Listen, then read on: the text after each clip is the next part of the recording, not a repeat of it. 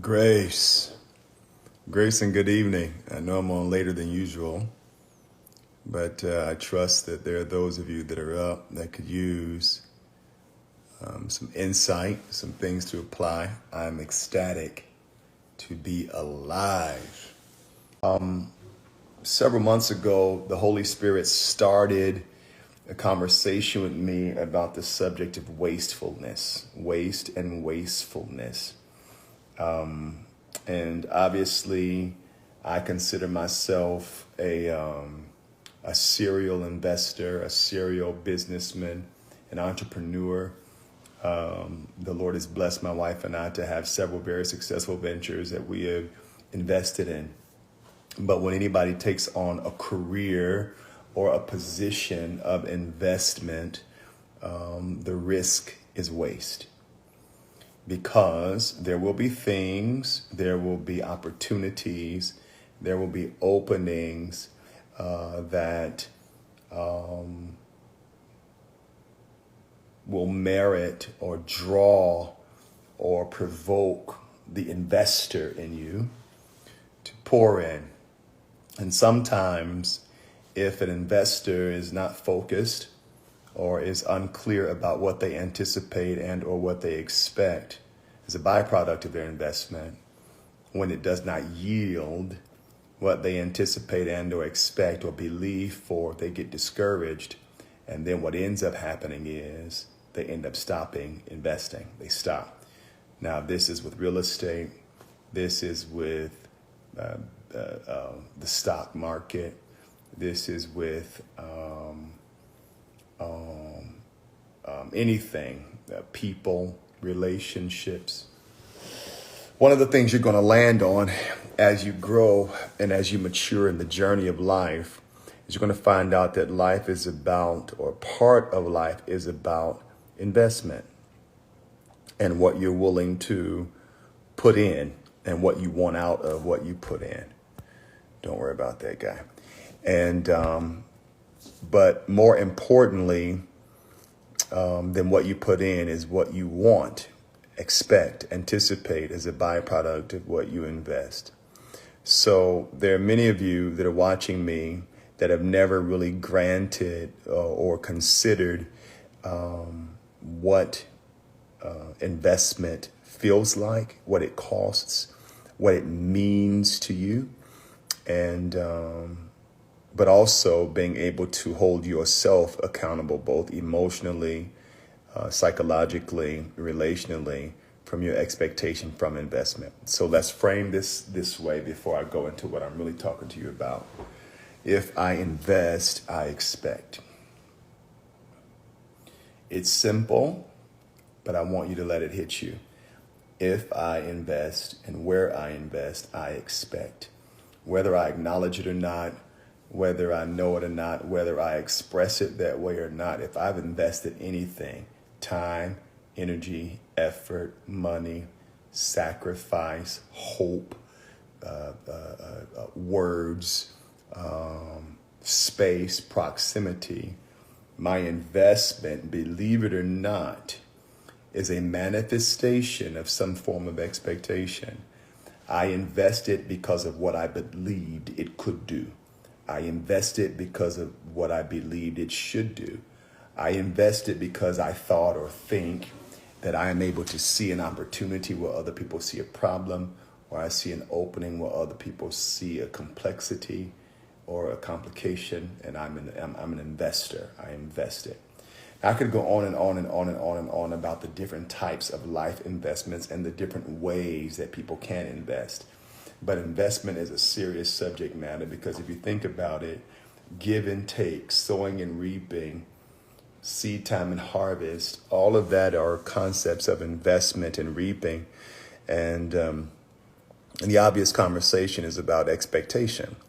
And people often grieve what they invested. This is all intro, without ever really dissecting what they expected. And I think that there are people who should deal with the expectation prior to making the investment, because it is not the investment that hurts.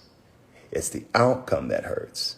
but the outcome hurting is about an unclear, unmanageable, disappointing, misleading expectation.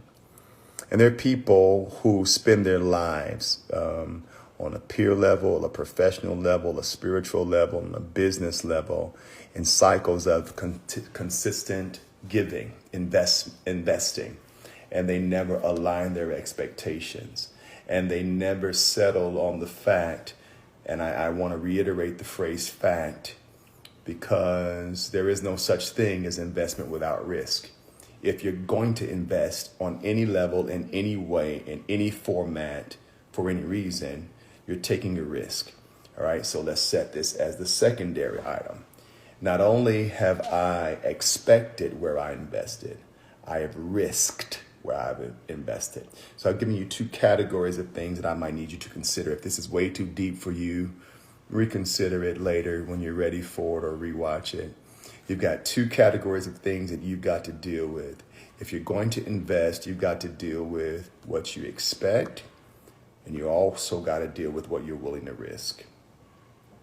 Now, I could give you an hour worth of teaching or insight or understanding about expectation trauma or risk trauma, but both are normative to life. Should you live the rest of your life to be 70, 80 years old, however long the Lord affords you the right to oxygen and air, expectation and risk are going to be things that you won't ever be able to fully conquer. Now, you can master them, though, and you can make the decision about what, who, and why risks are worth it, or what I expect when I'm willing to invest. So those are things you need to know and think about within yourself. If I'm dating, I'm investing, that means I have an expectation and or an ideal, and it is a risk. If I'm befriending, I have an expectation and or an ideal, and it's a risk. If I'm investing money, then there is an expectation and or ideal and a risk. So the inversion of that is this: you can't be afraid of risk, and you can't be afraid of alternate endings, alternate outcomes, and use that as the mechanism by which you justify your fear to invest. Again, I'm talking to you about this because I know a lot of people that are just easily, haphazardly, casually, consistently, subconsciously wasteful. Just wasteful.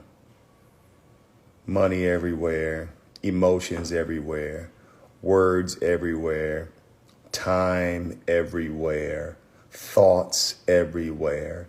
And when we think about being wasteful, we only see it often in a financial sense. But what I've learned is that wastefulness is not only a sign of maturity or not, because the immature waste things. They just don't heighten the value or consecrate the value of the things that's been given to them. Part of what I'm talking to you about is life stewardship. They just don't have discipline over the things that's been afforded to them. And just because it's not enough, and just because it's not where it should be, and not as functional as it's going to be, and not as potent as it's going to be, does not mean that it should be shed abroad and just wasted, just squandered. You think about one of the biblical phrases in the Gospels about the prodigal son. The word is squander. The Bible says he squandered his inheritance. He wasted it. And I'm thinking about this concept of wastefulness because one of the things for me that I'm always before the Lord about as I grow with him is my stewardship. How is my supervision and my custodianship over the thing that he's afforded me? Because I can't expect more if I have not interacted healthily or responsibly with what you've given me now. And that's in every area of my life. I can ask you for more time in the day if I lazily treat the time you've given me. I can't ask for greater friendships or more significant relationships if I'm not fully committed or focused on becoming a better whatever I am in the dynamics that you've afforded me. That is a form of wastefulness. Also deciding what conversations, what confessions, what admissions belong in what spaces, in what rooms, at what tables, with what people. It's a waste of words, like wasting my transparency, God Almighty, wasting my vulnerability. If this is not going anywhere, if we have no longevity, no future, if we're not going to end up having endurance, if we can't recover from a conflict, or if there's going to be no mileage on this thing, I need to be a bit more decisive and a bit more selective about what I confess and what I own and what I admit and what I allow you into and what I allow myself to say before you.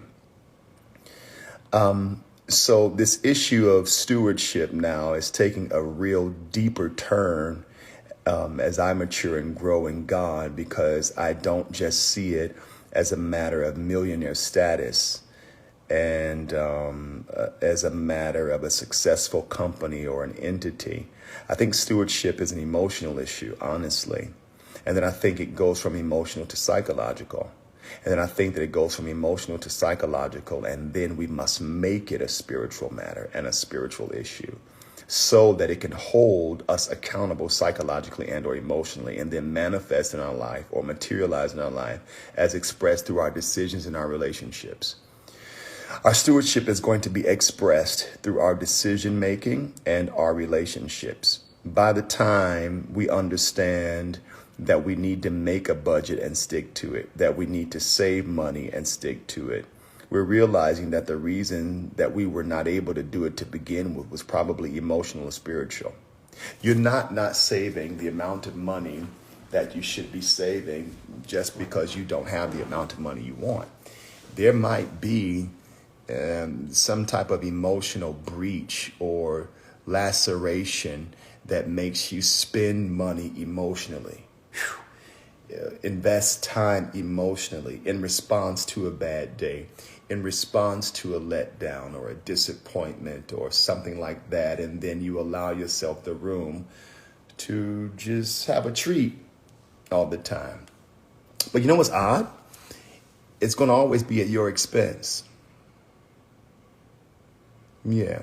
To the benefit of others and to the detriment of yourself. To the benefit of others and to the detriment of yourself. Now, many of you watching me have high pain points. You've been through hell. You've lived through things. You've had fathers that have walked away, family members that have died, houses that have burned down, careers that have been crushed, marriages that have been ruined. You've been through infirmity. And so your pain tolerance is pretty high.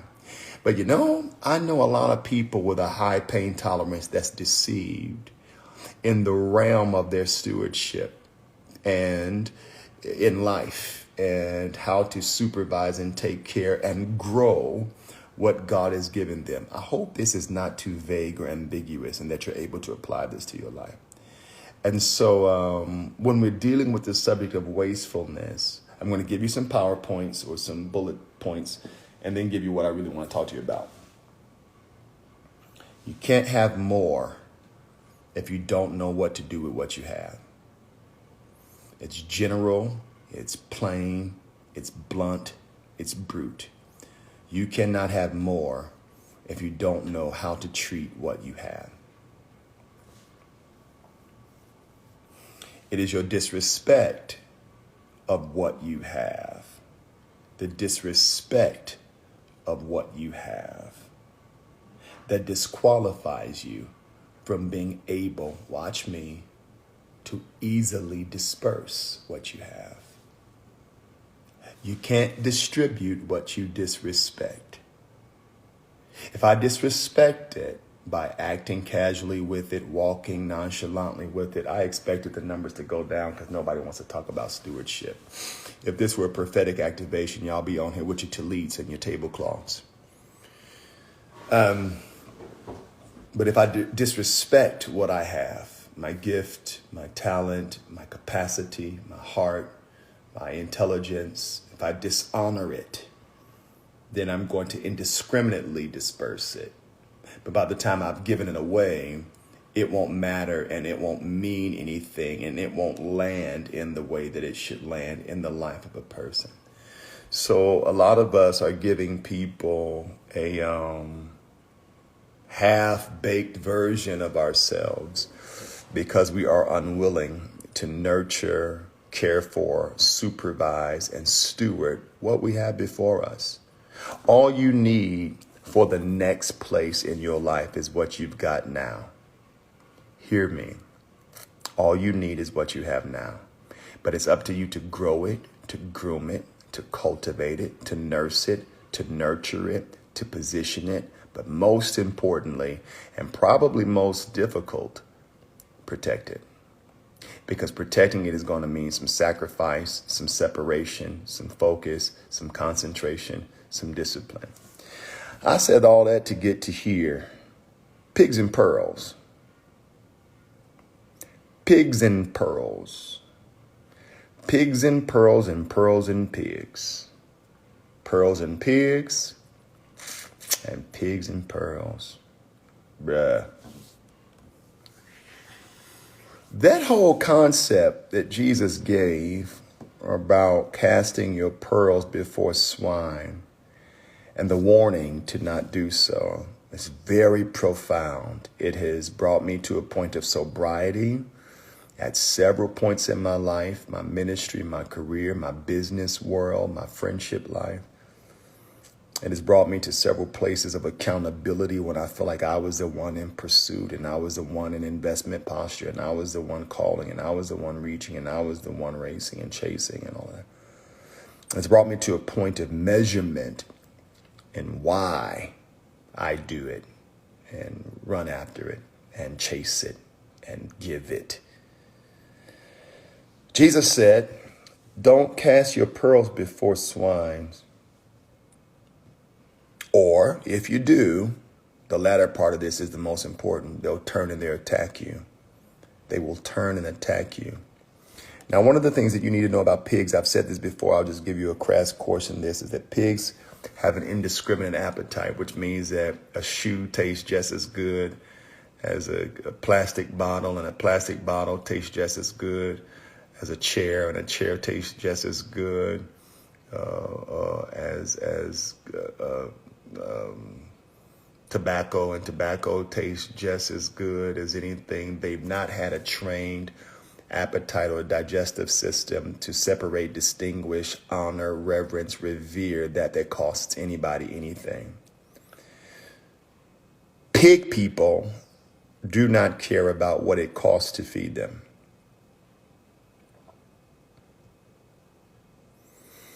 What it costs to supply them with.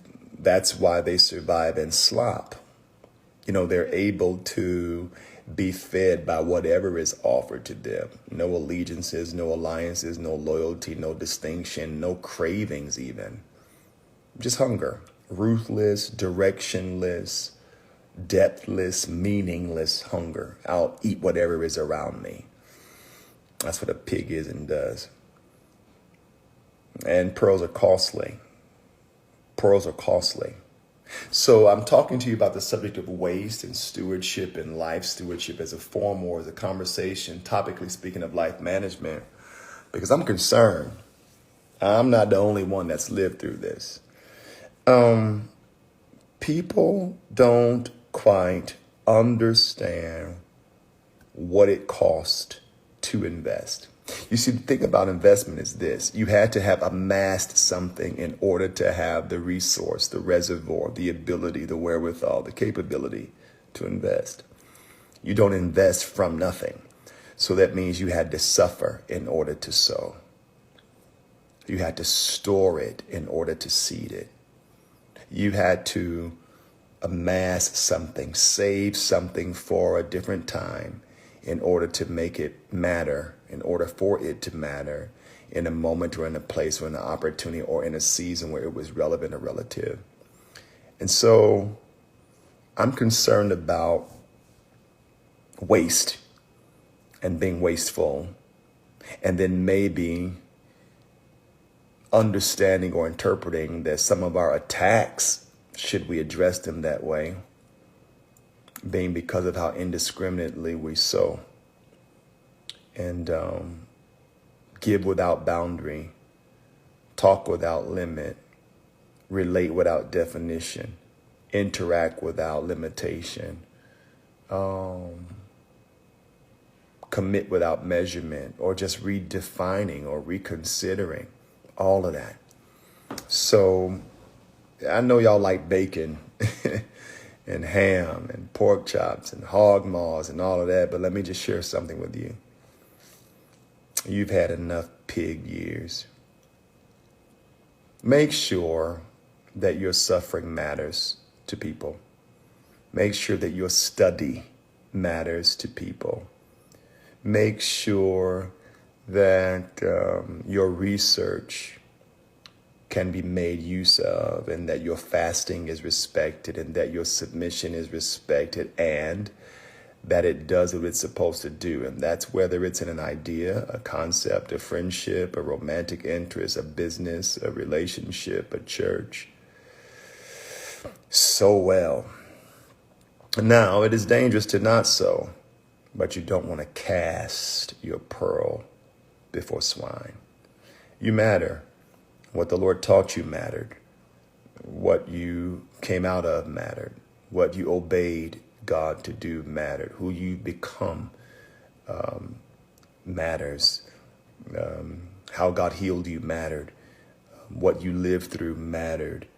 What you suffered through mattered. What you bounced back from mattered.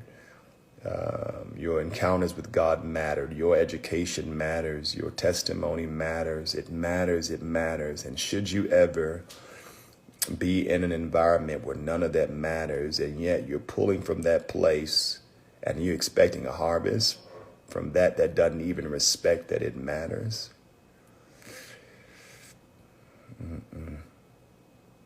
Now, Jesus' warning is interesting, because his warning is, if you keep doing that, they'll attack you. They'll attack you because of their inability to decipher your distinction and your difference. The pig sees the pearl just like it sees a piece of cake. It's all the same to me. I'm just going to take it because it's here. Takers, may you be delivered from indiscriminate, ruthless, reckless, disrespectful takers. Those that are just in your life and their goal is to take. That's it. I'm not talking about those that have been sent by God to receive. I'm talking about those that have been sent by hell to just take. Because the takers confuse you. The takers deplete you. The takers discourage you.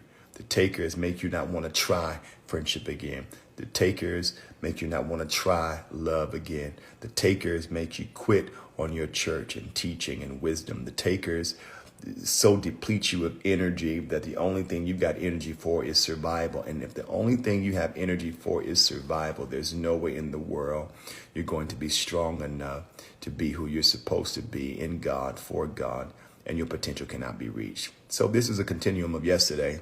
I'm still talking to you about your potential, but there's an aspect that we've got to deal with, and is your waste, and whether or not you prefer playing with pigs.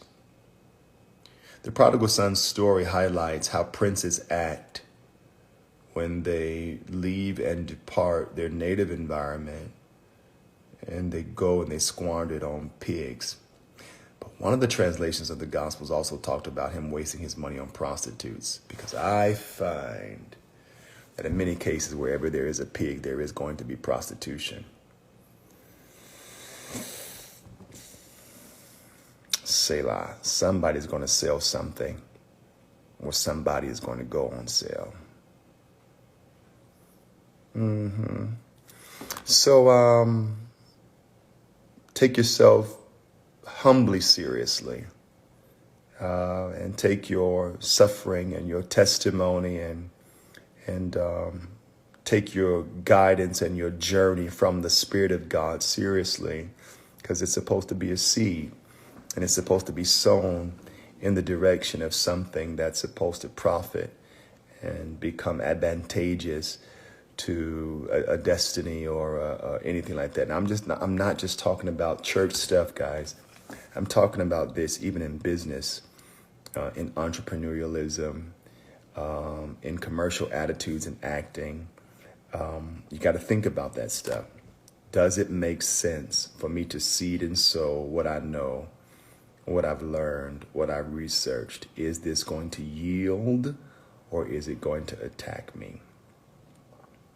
Is this going to respond to me profitably or prudently, or is it going to become another place of my regrets? And if it's not going to prosper you, it's going to cause you pain. There is no in between. And it may cause you pain even if you don't feel like it hurts, but it'll pain you in the sense that you won't be encouraged enough to try again, to start again, to attempt again. So let's take on a bit more seriousness and focus on the subject of life stewardship, emotional management, investment, study, and try to stay away from as many pigs as possible. I don't know about you. This ain't my pig year. By the time I realize that something does not decipher a pearl, I suffered for what I know, was strained for what I know, stressed for what I know, crucified for what I know, killed for what I know, resurrected for what I know, catechized for what I know, submitted for what I know. So to invest it in any direction, business, finance, romance, friendship, and to invest it and entrust it in any situation like that, to have it dishonored, overlooked, disrespected, is a disrespect to things that cost blood and sweat and tears. It's not funny to any degree. This is about harvests and prosperity and about being able to yield from the things that you have to live through. So I hope this has mattered to you, and I hope this has blessed you, and I hope this has meant something. And ultimately, if you do not remember anything that I told you, what my main intent is to tell you to don't waste time. Sow it. Time must be spent. It is a currency. So spend your time well. And that means how you talk, how you walk, how you love, what you confess, what you choose to open up to, what you choose to give proximity to, what you choose to support, what you choose to applaud, what you choose to distance yourself from, what you choose to define, what you choose to dismiss, what you choose to study and investigate, and also what you choose to ignore.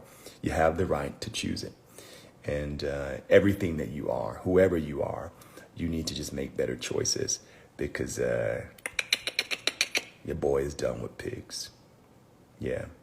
Now, every prince will have a pig test. But hear my warning. If you're going to lay with the pigs, you're probably going to be overtaken by the prostitute, period. Now, that's not just a physical prostitution. For some of you, it definitely is.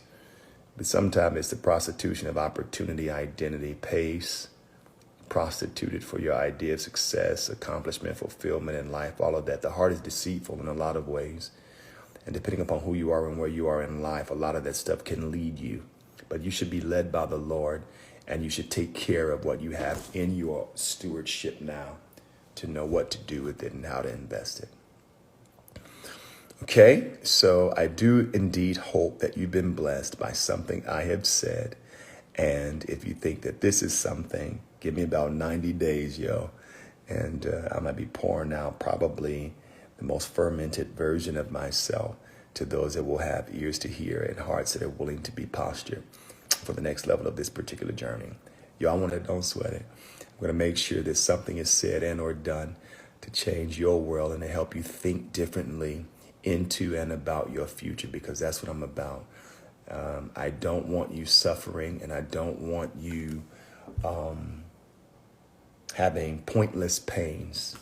They need to all matter and they need to all mean something. All right. It's almost my turn.